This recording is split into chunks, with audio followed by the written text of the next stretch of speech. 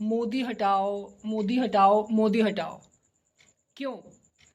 तो महंगाई बढ़ गया है, गरीबी नहीं मिट रही है, और सबसे महत्वपूर्ण है कि लोकतंत्र को बचाना है।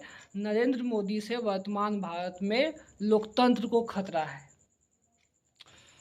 अजीब प्रकार का जो है परेशानी उत्पन्न हो गया है विपक्षियों में या वामपंथियों में, कम्युनिस्टवादियों में। इस प्रकार का समस्या उत्पन्न हुआ है। मोदी के विरोध करने के लिए जब उन्हें किसी प्रकार का मुद्दा नहीं मिलता है तो बस एक ही मुद्दा को वो लोग उछालते हैं या उठाते हैं कि लोकतंत्र की हत्या हो रही है, तानाशाही चल रहा है। अरे भाई, ज़रूरी थोड़े ना है कि अगर नरेंद्र मोदी को बहुमत मिल रहा है, नरेंद्र मोदी प्रधानमंत्री बन रहे हैं, उनकी पार्टी में सत्ता में आ रही है, तो ज़रूरी नहीं है ना कि लोकतंत्र की हत्या हो रही है। हो सकता है कि जनता उन्हें पसंद करती हो। क्या जनता के मत के बारे में आप थोड़े ना जानते हैं? जो आप कह रहे हैं कि तानाशाही चल रहा है, अरे जनता नरेंद्र मोदी को पसंद करती हो, ये भी तो हो सकता है। अगर नरेंद्र मोदी को 400 पार 2024 में मिल ही जाता है सीट, तो जरूरी थोड़ा ना है कि तानाशाही चल रहा है। अरे हो सकता है कि जनता नरेंद्र मोदी को पसंद करती हो। अब कांग्रेस की बात कर लीजिए तो आपकी जो सरकार है, 1952 में प्रथम आम चुनाव हुआ था, तब से आपकी सरकार थी। जवाहरलाल नेहरू आपके प्रधानमंत्री हुए, लाल बहादुर शास्त्री जी आपके प्रधानमंत्री हुए। नेहरू जी का बात कीजिएगा तो 1947 से 1964 तक प्रधानमंत्री रहे थे नेहरू जी। तो क्या तानाशाही चला रहे थे कि जनता ने उन्हें पसंद किया तो वो प्रधानमंत्री बने थे? लाल बहादुर शास्त्री आपके, खैर वो तो 2 साल के लिए, उनका तो बात ही नहीं कीजिए, वो बेचारे प्रधानमंत्री बनते नहीं तो मरते भी नहीं, कम से कम षड्यंत्र में मारे गए। इंदिरा गांधी प्रधानमंत्री आपकी करीब करीब 1966 से मानिए कि 1984 तक इंदिरा गांधी प्रधानमंत्री बनी रही, जिसमें इमरजेंसी भी लागू हुआ, आपातकाल की घोषणा जो की गई थी वो तानाशाही नहीं था।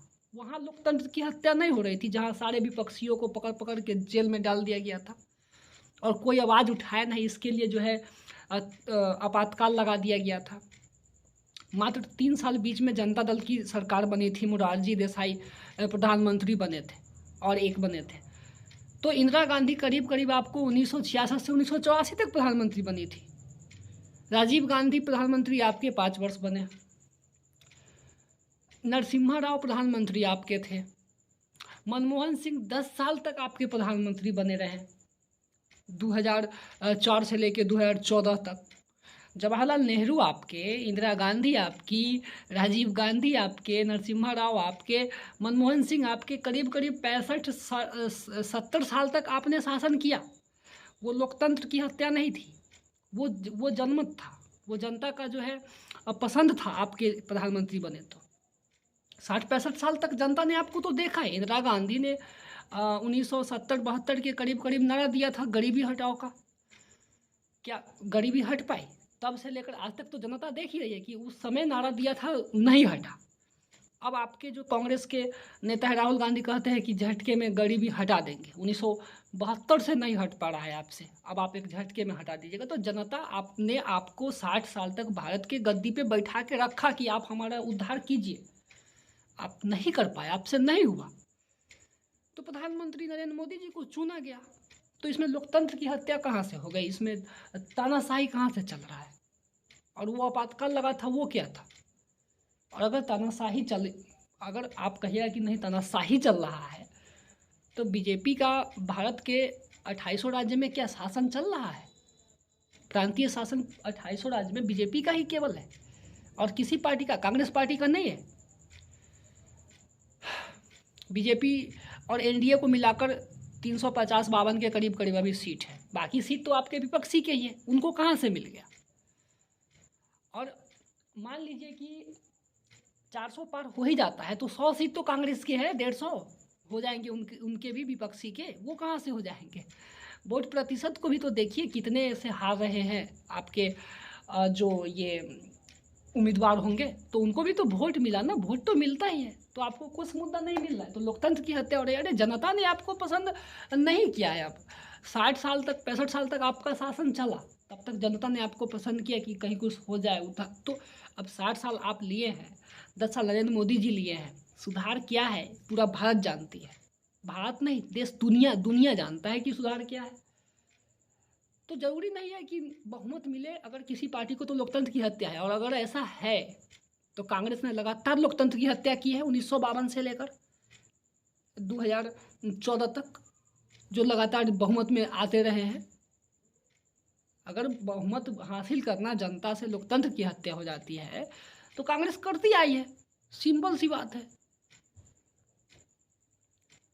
और कोई मुद्दा नहीं मिल रहा है तो ईवीएम हैक हो जाता है। तो ये मतलब कि कुछ ऐसा बात, विपक्षी हैं आप अगर भारत के, तो कुछ ऐसा बात कीजिए कि कुछ लगे कि हाँ ये सच में विपक्ष के नेता हैं जो संघर्ष के लिए जो है मैदान में उतरे हैं और ये लड़ेंगे सत्तारूढ़ पार्टी से।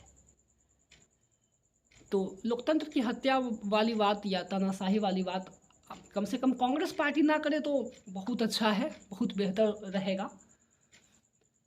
जनता का बहुमत मिलना, जनता का प्रेम मिलना, समर्थन मिलना लोकतंत्र की हत्या और तानाशाही बिल्कुल नहीं है।